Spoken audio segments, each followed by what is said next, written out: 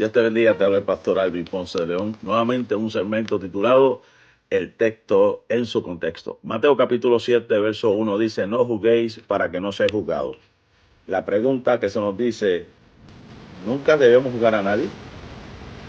Es un cliché que mucha gente utiliza en defensa propia para cualquier cosa, para cualquier motivo, como un mecanismo de autodefensa. El decir que no seamos juzgados, pero cuando leemos bien el contexto de todo esto, dice, no juzguéis para que no seas juzgado, porque con el juicio con que juzgáis seréis juzgados, y con la medida con que medís, os será medido. ¿Y por qué miras la paja que está en el ojo de tu hermano y no consideras la viga que está en tu propio ojo? ¿O cómo dirás a tu hermano, déjame sacar la paja de tu ojo y aquí la viga en el ojo tuyo? Hipócrita, saca primero la viga de tu ojo y entonces verás claro para sacar la paja del ojo de tu hermano.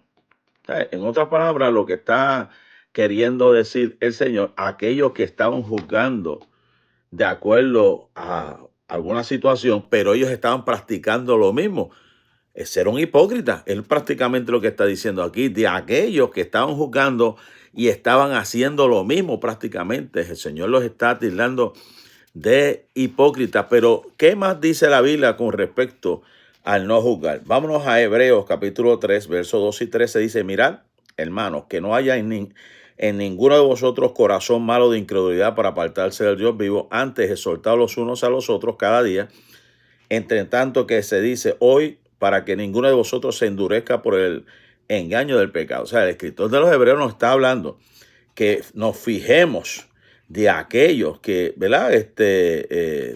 Se desvían con un corazón malo de incredulidad para apartarse del Dios vivo, y exhorta, dice aquí, los unos a los otros para que entre tanto que se dice hoy, para que ninguno de vosotros, o sea, en otras palabras, tengamos cuidado de aquellos incrédulos, o sea, para poder tener cuidado de incrédulos, lógicamente porque hay una evaluación de conducta y de comportamiento. En Primera de Juan capítulo 4, Pablo dice que tenemos que examinar los espíritus. ¿Y qué es examinar los espíritus sino hacer un criterio, un juicio sobre cosas que están sucediendo? O sea, examinar los espíritus es una manera de juzgar también.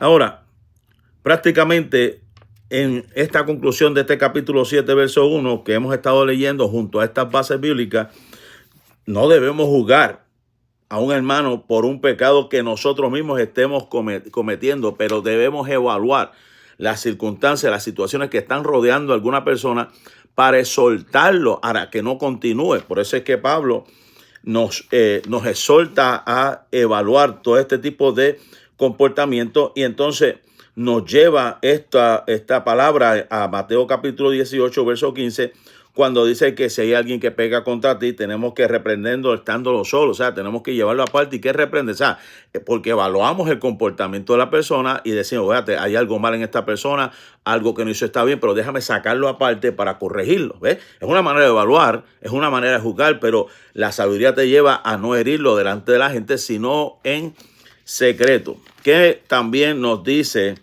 estaba leyendo aquí en Mateo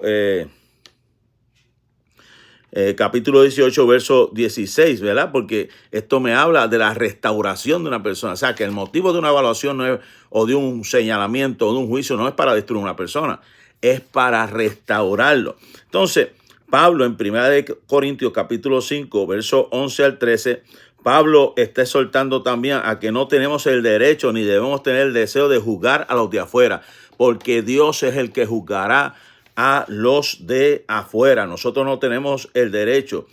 Pablo en 1 Corintios capítulo 5 y verso 11 dice, más bien os escribí que no os juntéis con ninguno que llamándose hermano fuera fornicario, avaro o idólatra, maldiciente o borracho o ladrón, con el tal ni aun comáis.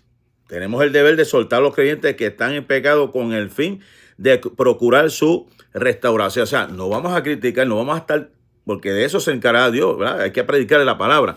Pero hay gente que actúa desordenadamente y que tenemos que tener cuidado de ese tipo de personas, que no sea que nos contaminemos. ¿Qué dice Juan capítulo 7, verso 24? No juzguéis por las apariencias, sino juzgad con justo juicio. ¿Qué quiere decir juzgar con justo juicio?